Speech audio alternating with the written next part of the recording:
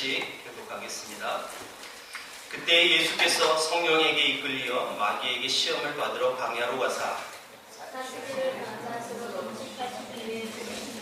시험하는 자가 예수께 나와서 이르되 네가 만일 하나님의 아들이거든 명하여 이 돌들로 떡덩이가 되게 하라. 예수께서 대답하여 이르시되 기록되었으되 사람이 떡으로만 살 것이 아니요 하나님의 입으로부터 나오는 모든 말씀으로 살 것이라 하시니라. 이에 마귀가 예수를 거룩한 성으로 데려다가 성전 꼭대기에 세우고 이르되 네가 만일 하나님의 아들이거든 뛰어내라 기록되었으되 그가 너를 위하여 그의 사자를 명하시니 그들이 손으로 너를 붙들어 다리에 부딪히지 않게 하리라 하였느니라. 예수께서 이르시되 또 기록하시되 주 너희 하나님을 시험하지 말라 하였느니라 하시니 마귀가 또 그를 데리고 지극히 높은 산으로 가서 천하만 국과 그 영광을 보여 이르되 만일 내게 엎드려 경배하면 이 모든 것을 내게 주리라. 예수께서 말씀하시되 사탄아 물러가라 기록되었으되 주 너희 하나님께 경배하고 다만 그를 섬기라 하였느니라. 같이 했습니다. 이에 마귀는 예수를 떠나고 천사들이 나와서 수종드니라. 아멘. 오늘 본문은 그 유명한 예수님이 시험당한 세 가지 시험의 내용입니다. 물론 이제 이 시험을 3주에 걸쳐서 말씀을 전하는데 오늘 첫 번째는 예수님이 떡으로 이 돌들로 떡으로 만들어 먹어라 라는 시험 당한 내용을 가지고 말씀을 나눕니다. 어느 날 교실에서 누가 국산품을 잘 애용하는가 라는 열띤 논쟁이 벌어졌습니다. 그때 철수가 이렇게 말했대요. 난 외제품을 한 번도 써본 적이 없어. 그러자 영구가 더 큰 소리로 난 외국 영화를 한 번도 본 적이 없어 라고 외쳤어요. 근데 이 반에서 꼴짜는 한 친구가 이렇게 외쳤습니다. 야 조용히 해. 난 영어 시험 맨날 빵점이야 라고. 잘못 오해한 거죠 이 멘트를. 사람들은 많은 내용 중에 많은 오해를 갖고 살아가는 사람들이 많이 있습니다. 우리 성도들 중에 그럼 또 오해 중에 하나가 뭐냐면 내가 성령이 충만하면 시험을 받지 않는다라는 오해를 많이 갖고 살아요. 오래 교회 다니는 분들이, 권사님들이, 어른들이, 젊은 세대들한테 이렇게 하는 종종 성령이 충만하면 시험도 받지 않아 이렇게 하는 얘기를 들을 수 있는데 여러분 결코 그 말은 잘못된 말씀입니다. 지금 여러분 이 시험 당하신 분이 누구시죠? 예수님이에요.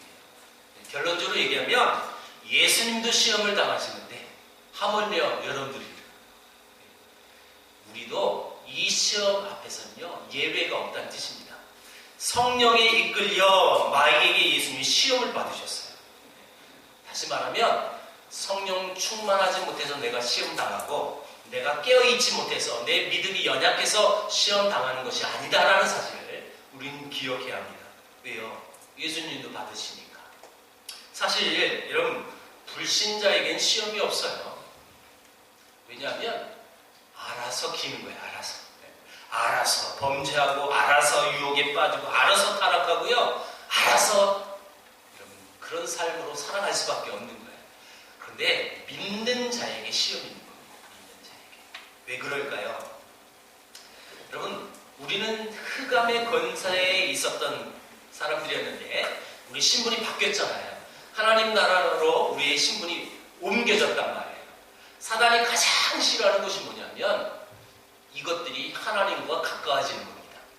그렇기 때문에 이 사단의 모든 계략은 하나님과 멀리 떨어지게 하는 겁니다. 예수를 믿지만 시험에 노출될 수밖에 없어요. 여러분 이것은 어찌 보면 경고의 메시지일 수도 있겠지만 동시에 여러분 이 메시지는 위로의 메시지가 되어야 합니다. 왜요? 내가 시험 당하는 건 내가 하나님과 가까워지고 있는 거거든요. 이렇게 해석이 가능하다는 거죠. 그래서 나만 시험 당하는 것이 아니구나. 예수님도 당하고 하나님의 자녀이기 때문에 내가 이 시험을 당하는 거구나. 이렇게 이해하면 그 시험을 또한 넉넉히 이겨낼 수 있는 거고 그 또 시험을 또 객관적으로 볼 수가 있는 거죠. 여러분 알 수만 있다면 승리할 수 있는 방법도 있단 말이에요. 사단은 왜 우리를 그렇게 시험을 하게 합니까? 여러분 이 마태복음 4장에는 총 세 가지의 시험이 나오죠. 돌을 떡으로 바꾸라는 물질적인 시험이 나타나고요. 두 번째는 영적인 시험. 성벽 꼭대기에서 뛰어내려 받을 거다. 세 번째가 뭐예요? 네, 사명에 대한 이 시험이 여러분 예수님도 당하셨습니다. 근데 오늘 중점적으로 볼 시험은 첫 번째 시험이에요. 예수님이 강야에서 40일 동안 금식 기도를 마친 후에 곧바로 여러분 시험을 당하십니다. 여러분들도 다 금식 기도 해보신 경험이 있을 거예요. 며칠 해보셨나요? 많이 하신 분은 일주일도 해봤고 10일도 해보신 분도 있을 거고. 제가 알고 있는 기본 상식으로 우리 교인 중에 40일 하신 분은 없을 거예요. 거의 죽어요. 40일. 가끔 40일 금식하다가 돌아가신 분이 계시거든요. 여러분 뭐 금식기도 그 죽을 각오를 하는 건 분명히 맞지만 그렇게 하다가 목숨을 잃는 건 별로 덕이 되지 않습니다. 그러니까 여러분 아예 안 하잖아요. 여러분들은 더 안 될까봐. 저도 안 해요. 그리고 못 해요. 나이가 들수록 금식기도가 더 어려워지더라고요. 젊을 때는 잘했는데 지금은 우리 청년들이 지금 거의 다 없는데 저는 군생활 때 금식기도를 제일 많이 했어요. 아주 팔팔할 때. 그때는 가능하더라고요. 그런데 할 때마다 꼭 고비가 있어요. 여러분 금식기도 할 때 가장 큰 고비가 뭡니까? 안 해봤으니까 모르죠. 해본 경험으로 한번 떠올려 보세요. 뭐가 제일 힘들었어요? 먹을 거 생각나는 거. 옆에서 혹 누가 먹는 거 보면 또 먹고 싶고. 그래서 그 유혹에 넘어가는 사람 많아요. 그렇죠? 이틀째 되면 눈 감아도 통닭이 왔다 갔다 하고 내가 이 3일 금식 기도 끝나면 반드시 뭘 먹으리라 리스트를 다 머릿속에 쌓아놓고 그런 거 아니에요? 그렇죠? 금식 기도에 가장 힘든 건 먹을 거예요. 그 유혹이 제일 큰 거예요. 그런데 제가 3, 4일 해봤는데도 엄청나게 힘들었어요. 40일을 하는군요. 사람이 생명의 위협이 있는 거예요, 사실. 근데 예수님이 40일이 금식이 끝난 다음에 뭐가 가장 절실했을까요? 먹는 거예요. 배고픈 거예요.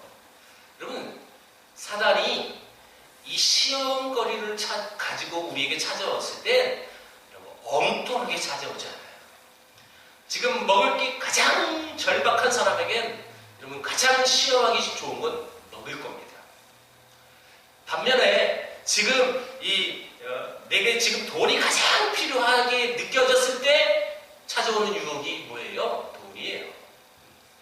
여러분 지금 내가 지금 명예에 너무 갈급해요. 그래서 어떻게든지 그 명예스러움을 내가 회복하고 싶은 그런 유혹이 있을 때 여러분 사단이 뭘 들고 와요? 명예를 갖고 오는 거예요. 다시 말하면 사단이 우리에게 시험거리를 가지고 찾아올 때 그 사람에게 가장 절박한 것이 무엇이냐? 그걸 가지고 오는 거예요. 내가 지금 배고파 죽겠는데 좋은 자리 너희에게 줄게. 그런 시험거리를 오지 않아요. 내가 지금 굶어 죽겠는데 여러분 내가 먼저 살아야 그 명예가 있는 거죠. 여러분 사단이 얼마나 지혜로운지 몰라요. 멍청하지 않아요. 여러분 이 예수님이 40일 금식 기도한 다음에 곧바로 찾아온 그 시험거리가 이 돌들로 떡을 만들어 먹어라. 자, 여러분 질문합니다. 예수님은 명령하셔서 그걸 떡으로 만들어 먹을 수 있을까요? 없을까요? 있어요. 있는데 안 먹은 거죠. 참 지혜로운 거예요. 왜냐면 그거 먹으면 체해요. 이건 농담이고요. 여러분 사실 금식하면 40일 동안 보호식을 해야 돼요. 3일을 해도 3일 보호식을 해야 된다고 해요. 아마 떡 먹었으면 체해서 급체해서 죽을 거예요. 분명 그럽니다. 여러분 인간이 40일 금식 기도하면 제가 이 의도를 갖고 얘기하는 게 아니에요. 그건 중요한 게 아니에요. 그것은 핵심이 아니에요. 예수님은 이 떡으로 바꿔서 드실 수 있었지만 그러지 않으셨다는 거예요. 중요한 것은 뭐냐? 가장 이 절박했을 때, 예수님이 지금 먹고 싶었던 그 절박한 심정이 있을 때 사단은 그거 가지고 예수님을 시험하십니다. 이 돌을 가지고 떡을 만들어 먹어라. 여러분, 또 그렇게 떡으로 바꿔줘서 먹었다면 또 얼마나 또 그럴듯할까요? 자, 이러면 내가 진짜 하나님의 아들인 것을 증명해 보일 수도 있는 거예요. 물론 이제 다음 주, 그 다음 주 계속 설명하겠지만, 여러분 성전 꼭대기에 뛰어내리셔도 예수님은 분명 죽지 않을 겁니다. 왜요? 예수님의 구원사역이 이루어지지 않았기 때문에 하나님이 그 예수님을 분명 살리실 거예요. 그럼에도 불구하고 그 시험에 넘어가지 않아요. 왜요? 그렇게 여러분 내가 떨어졌는데도 안 죽었다면 내가 하나님의 아들인 것을 증명할 보일 수도 있는 문제인데 결코 그런 모습으로 예수님은 해결하지 않았다는 거예요. 사단은 우리 인간의 본능 속에 가장 절실한 부분, 그리고 이 인간의 본능 중에 가장 또 절실한 그것은 먹는 문제입니다. 먹는 문제. 여러분, 먹는 문제가 해결되지 않으면 우리 인간은 죽습니다. 그래서 이 먹는 문제는 무엇보다도 어느 것보다도 실제로 더 중요한 문제예요. 그런데 이런 사상이 우리 성도들에게 교회 안에도 들어온다는 것은 이건 심각한 문제예요. 왜냐하면 이건 떡이라는 이 부분을 어떤 떡으로만 해석할 필요도 없어요. 이것은 요즘 말로 얘기하면 돈이라고도 해석할 수도 있는 부분이에요. 돈이 없으면 여러분 신앙생활도 하기 어렵고 교회 나오기도 어렵다. 왜요? 헌금 못하니까. 이런 의식들이 우리 안에 얼마나 많이 있는지 몰라요. 사람은 역시 돈이 있어야 돼. 돈 없으면 안 돼. 여러분, 우리는 이 예배 끝나고 여러분들 친지로 가족에게 찾아갈 겁니다. 우리 젊은이들은 세뱃돈 받는 것들은 굉장히 좋겠지만 세뱃돈 주는 분들은 부담스러워요, 사실. 추석이 오히려 낫지. 설날은 또 공식적으로 어른들에게 삥 뜯는 날이에요. 저라면 세뱃돈 주세요. 말을 안 해도 가만히 있으면 달라는 뜻이에요. 그래서 어른들은 이 설날이 별로 안 좋아요. 저도 세뱃돈 받았을 때 제일 좋은 명절은 설날이었습니다. 근데 어른 돼 보니까 별로 안 좋더라고요. 여러분, 저도 그런 경험을 해봤는데 세뱃돈 줄 때 요즘은 그렇잖아요. 요즘은 세뱃돈 받는 사람들이 더 적대요. 이제 저출산이라 세뱃돈 주는 사람이 많다고 그러는데 여하튼 저희 처갓집으로 얘기한다면 쭉 이렇게 비슷한 나이로 쭉 있기 때문에 같이 앉아서 조카들이 세배하면 세뱃돈을 각 집마다 줘요. 그러면 여러분 느껴봤을 거예요. 어느 집은 많이 주고 어느 집은 덜 주고 비슷하게 주면 문제는 전혀 되지 않아요. 근데 어느 집이 유독 더 많이 주면 부담스러운 거예요. 그 다음 내가 줘야 되는데 나도 저만큼 줘야 되나? 이런 마음이 분명히 있잖아요. 그때마다 제 머리를 스치는 게 뭐냐면 역시 사람은 돈이 있어야 돼. 세뱃돈 주는데도 그런 마음이 들더라는 거예요. 그러니까 예를 들어서 여러분들에게 말씀드리는 겁니다. 그런데 이런 사상이 역시 교회도 돈이 있어야지, 돈이 있어야 헌금도 하고 회비도 내고 이러지, 돈 없으면 역시 관심 받는 것 같아, 이런 마음이 교회 안에 있다면 분명히 문제라는 거죠. 여러분, 그래서 예수님은 이 사단을 향하여 단호하게 선포하셨어요. 자, 이 예수님의 이 대답이 오늘의 우리의 신앙생활의 모토가 되어야 된다는 것인데 4절입니다. 한번 보겠습니다. 4절 같이 읽을게요. 시작. 예수께서 대답하여 이르시되 기록되었으되 사람이 떡으로만 살 것이 아니요 하나님의 입으로부터 나오는 모든 말씀으로 살 것이라 하였느니라 하시니. 자, 예수님의 대답이 뭐예요? 사람이 떡으로만 살 것이 아니요, 떡으로만 살 것이 아니다라는 말은 떡으로도 여러분 떡의 그 불필요성을 얘기하는 게 아니라 떡이 필요해요. 떡도 필요해요. 그런 뜻도 포함이 된 거예요. 떡으로만이라는 뜻은. 예수님을 믿으면 돈도 필요 없고 먹고 마시는 것 전혀 필요 없어. 오직 예수님만 믿으면 돼. 라는 신앙 의식이 있을 수 있겠지만 우리 인간은 먹지 않으면 죽습니다. 하나님이 우리를 그렇게 창조하셨기 때문에 먹고 사는 문제가 우리 인생사에서 분명히 중요해요. 그래서 우리 여러분 신앙인일지라도 그냥 예수님만 제대로 믿으면 돼. 여러분 물론 이제 그런 신앙 아주 순수한 신앙은 좋은 거예요. 그렇다고 해서 먹고 사는 문제를 완전히 배제해서 그 사람은 제대로 살 수가 없어요. 무슨 얘기냐?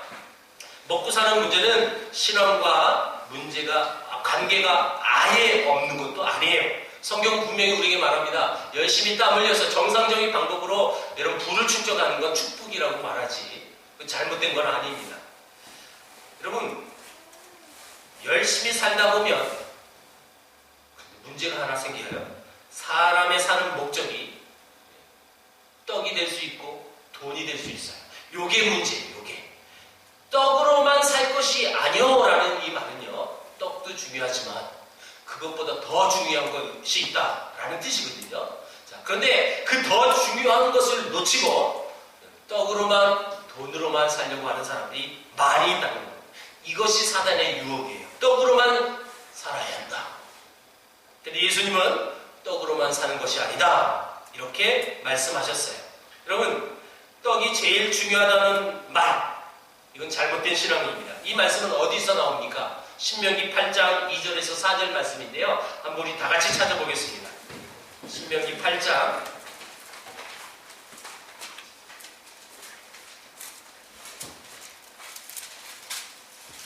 2절에서 3절, 4절.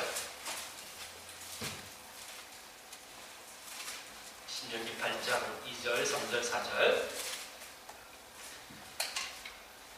우리 다 같이 한 목소리로 읽어보겠습니다. 시작. 내 하나님 여호와께서 이 40년 동안에 내게 광야길을 걷게 하신 것을 기억하라.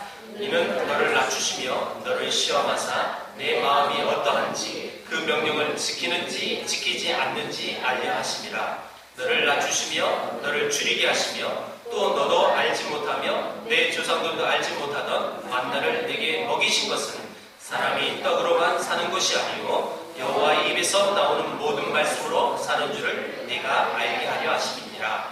이 40년 동안에 내 의복이 헤어지지 아니하였고 내 발이 부르트지 아니하였느니라.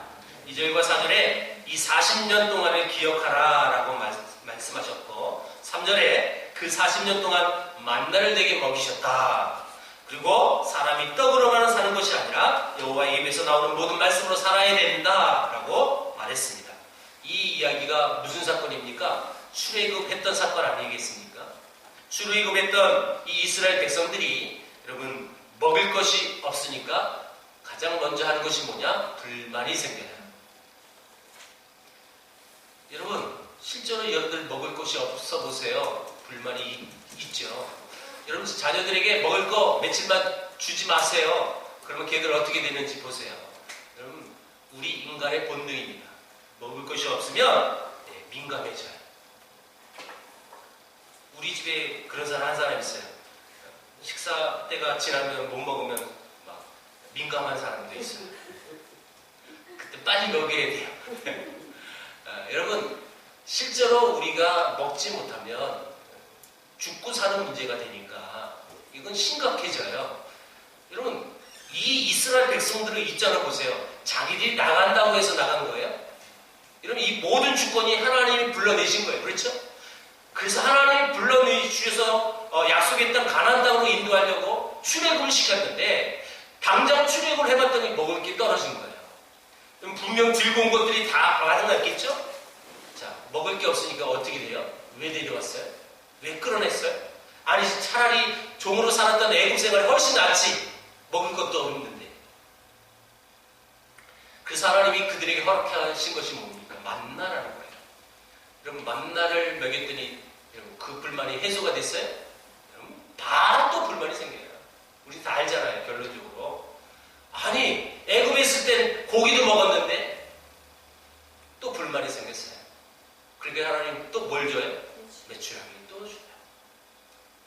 몇 년 동안 주셨다고요? 40년 동안. 메시지가 뭐냐면 이 이스라엘 백성들이 입장에선 이거예요. 하나님, 우리가 배가 고프니까 이렇게 죄를 짓는 거 아닙니까? 우리도 마찬가지예요. 배가 고프니까 이렇게 이상한 불만의 마음도 생기고 죄의 마음이 생기고 그렇죠? 라고 그들의 입장은 그랬어요. 그런데 하나님은 입장이 달랐어요. 너희들이 배고프다고 불만했을 때 먹을 걸 줬다. 그 불만이 사라졌어요? 결론이 뭐냐면 너희들이 배고프다고 했을 때 먹을 걸 줬더니 여전히 죄를 짓더라. 이거예요. 근데 인간의 입장에선 배고프니까 죄를 짓죠. 이렇게 계속 고백하는 것이고, 하나님은 분명히 우리에게 메시지를 전했습니다. 먹을 걸 줘도 너희들이 죄를 짓는 사람들이다. 다시 말하면 이걸 우리식으로, 여러분 현재식으로 한번 바꿔볼까요?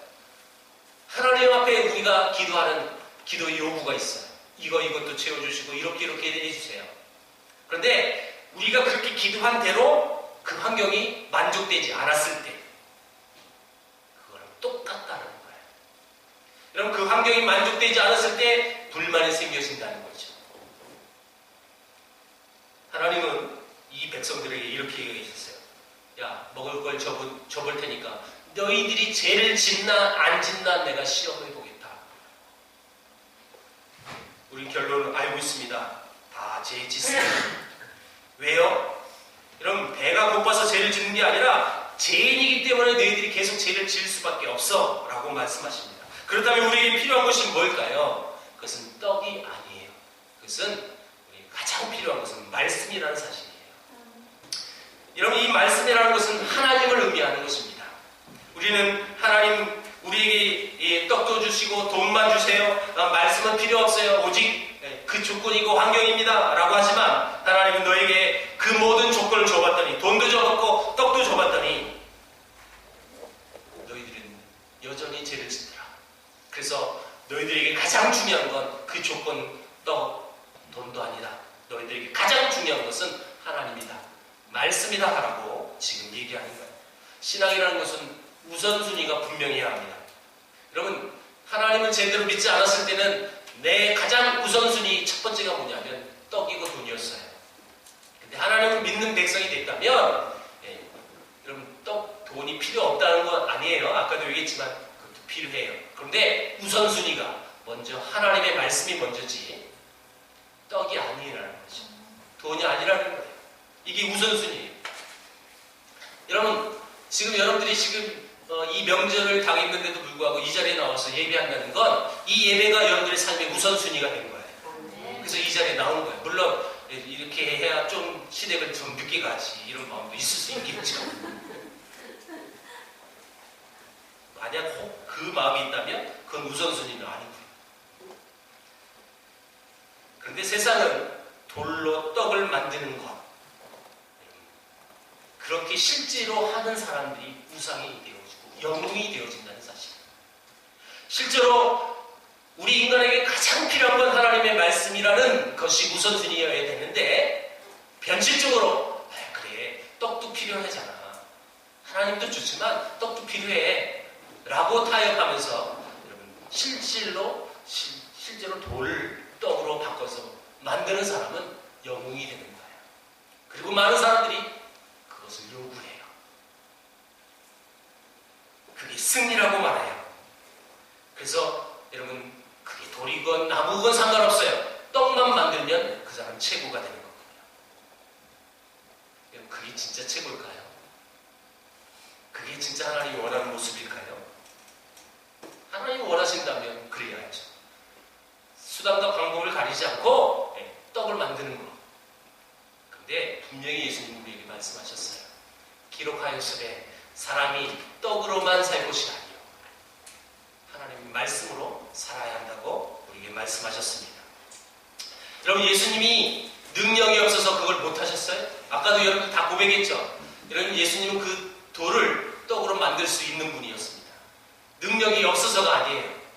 그런데 왜 안 하셨냐는 거예요. 그게 옳은 방법이 아니라는 것을 알았어요.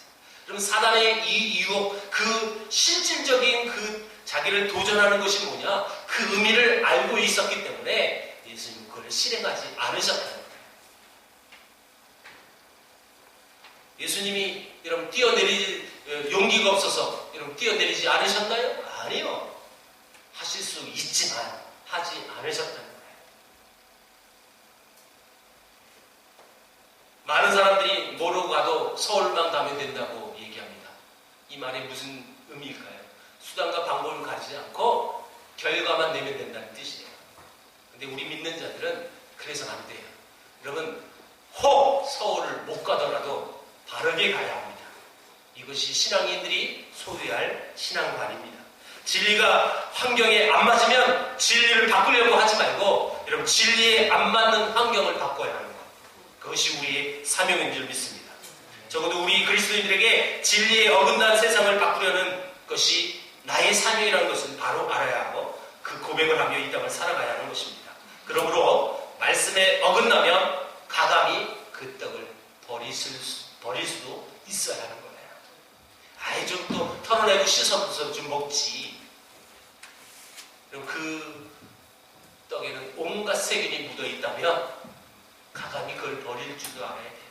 그래야 건강한 거죠. 믿음이 부족한 우리 생각에는 그러면 굶어 죽는데 여러분 예수님이 왜 출애굽 사건을 얘기하실까요? 여기 만나라는 개념을 가지고 이 시험거리를 예수님 말씀으로 이걸 해결하셨는데 그 의미는 뭘까요? 굶어 죽지 않는다는 거예요. 그렇게 하면 그 떡을 바꿔서 안 먹으면 나 굶어 죽는데? 아니요. 40년 동안 하나님은 광야에 만나 매출하기를 허락하신 분이 하나님이십니다. 그 신앙을 바로 붙들고 있으면 여러분 온전히 살 수 있다는 거예요.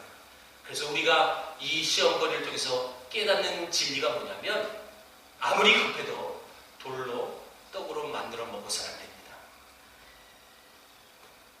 빌리 그레이엄 목사님과 평생 동역했던 찬양 사역자, 그는 원래 보험회사의 세일즈맨이었습니다. 그런데 어느 날 하루 라디오 공개방송에서 노래할 수 있는 기회가 생겼고 바리톤 저음으로 아주 멋있게 노래를 불렀습니다. 이것이 많은 사람들에게 매료가 됐고 박수갈채를 받게 되었습니다. 그래서 갑자기 유명 스타가 된 거예요. 요즘 말로 말하면 하루아침에 뜬 사람이 된 거예요. 그래서 많은 계약 제의가 들어왔답니다.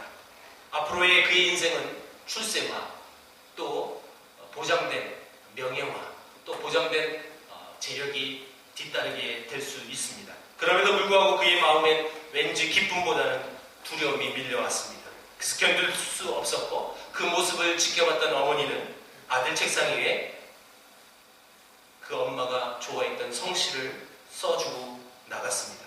그 성시를 읽었던 아들은 큰 감동을 받았고 뜨거운 눈물을 흘리면서 마음속에 울려나온 멜로디가 하나 있었는데 그걸 써 내려갔답니다. 그것이 우리가 부르게 될 주 예수보다도 더 귀한 것은 없네 라는 가사예요. 그리고 그는 평생 보장된 그 부와 명예를 버리고 찬양 사역가의 삶을 살았습니다. 손해를 봐도 하나님의 말씀대로 사는 것이 우리 성도들의 의식이어야 한다는 것이죠. 무슨 일을 할 때 그것이 나에게 이익이냐 아니냐 그것을 먼저 따지기보다는 그것이 하나님의 뜻이냐 아니냐 그것을 물어봐야 하는 것입니다. 여러분에게 지금 가장 절박한 문제가 무엇입니까? 어떤 분은 떡일 수도 있고 어떤 분은 돈일 수도 있고 명일 수도 있을 거예요. 여러분 그 절박한 것과 비교했을 때 하나님의 뜻이 먼저입니까? 그 절박한 것이 먼저입니까? 나 자신을 되돌아 보세요. 여러분에게 절박한 때에 여러분의 관심이 떡에 있는지 아니면 말씀에 있는지 여러분들에게 관심이 주어지는 것은 하나님의 말씀이기를 주의 이름으로 축복합니다. 돈 많은 지도자가 다스리는 나라에 사는 백성들은 비참한 삶을 살 수밖에 없어요. 왜요? 모든 나라의 가치가 돈이기 때문에. 하나님의 말씀이 살아 움직이는 곳이 없다면 이거 참 불행한 일일 거예요. 하나님의 말씀이 살아 움직이는 것이 하나님의 나라고 또 그것이 하나님의 이 나라를 통치하는 방법인데 사단은 계속 우리를 유혹합니다.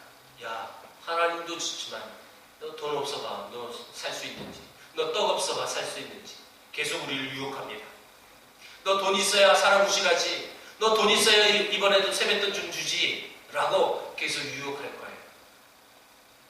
그런데 예수님은 우리에게 말씀하십니다. 사람이 떡으로도 살아야 되지만 먼저는 하나님의 말씀이 먼저다. 하나님이 먼저다. 하나님의 은혜가 먼저다. 하나님의 사랑이 먼저다. 라고 우리에게 말씀하셨다는 거예요. 바라게 여러분, 이 명절 동안에 하나님의 말씀이, 하나님이 먼저가 되는 여러분들에게 축복합니다. 여러분은 어느 쪽을 택하시겠습니까? 돈입니까? 떡입니까? 아니면 하나님이십니까? 여러분, 뭐니 해도 머니가 최고야, 이런 말이 있어요. 그것은 사단의 소리죠. 그래도 사람이 부실하려면 돈이 있어야지. 저도 살면서 그런 의식을 가끔 가진 적이 많이 있었어요. 그것은 사탄의 소리예요. 돈이 있어야 그래도 구실 노릇하지. 어느 정도 이해되는 말이지만 여러분, 우리 성도라는 것은 돈이 먼저가 아니라는 사실, 하나님의 말씀이 먼저인 것입니다. 여러분, 예수님이 이 사단의 유혹이 올 때 세 가지 공통점이 있어요. 말씀으로 대처하셨다는 것. 가장 예수님이 절박한, 지금 먹을 것 가장 시급했던 그 시점에서 예수님은 그 먹을 것에 관심 두지 않고 말씀을 떠올려서 말씀으로 대쳤어요. 여러분, 우리 성도라면 그런 시험거리가 왔을 때 우리도 말씀으로 대처해야 되는데, 여러분, 말씀으로 대처하려면 준비가 있어야 돼요. 내 안에 말씀이 없는데 어떻게 말씀이 생각나서 그 말씀을 입술로 고백합니까? 내 안에 말씀 훈련이 먼저 되어야 합니다.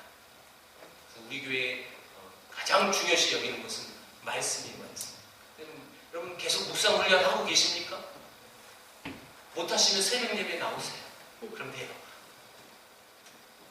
여러분, 계속 말씀 훈련이 되어질 때 내가 그 시험거리가 왔을 때 말씀이 딱 생각나게 돼 있어요. 말씀이 없는데 어떻게 말씀이 나와요? 도대체 나올 수가 없는 거예요. 내 안에 뭐 어떤 지식이 있어야 그 지식에 대한 여러분 반론을 제시할 거 아닙니까? 물론 그런 논리는 아니지만 하나님 말씀 훈련이 되지 않은 백성이 여러분 말씀을 되칠 수가 없어요. 여러분, 말씀 훈련이 잘 되어져서 이런 유혹거리 앞에, 사단의 그 유혹 앞에 여러분 단호하게 나설 수 있는 여러분에게 주의로 축복합니다. 우리는 이 명절 안에 우리 가족들에게, 오랜만에 만난 친지들에게 이렇게 선포해야 합니다. 나는 떡으로만 사는 사람이 아닙니다. 난 돈으로만 사는 사람이 아닙니다. 난 하나님의 말씀으로 사는 사람입니다. 하나님의 은혜로 사는 사람입니다. 라는 것을 여러분들이 삶으로 보여주셔야 돼요. 그럴 때 복음의 영향력이 나타나는 거예요. 이건요, 입술로만 하는 것도 아니에요. 여러분들이 삶으로 나타나야 돼요. 그래서 여러분, 설거지 한 번 더 하시고, 전도 한 번 더 붙이시고, 용돈도 더 많이 주시고, 믿지 않는 형제들, 그런 최선의 삶을 살아갈 때 하나님의 놀라운 은혜가 있는 겁니다. 이건 적용의 메시지입니다. 여러분, 하나님의 말씀으로 사는 백성들의 의식이 무엇일까? 우리 이제 다가올, 또 곧바로 오늘부터 가족들을 만나시게 될 텐데, 그런 아름다운 은혜의 삶을 사는 백성인 것을 여러분 보여주는 아름다운 명절 되게 주 이름으로 축원합니다. 기도합니다. 하나님 감사합니다. 떡으로만 살 것이 아니라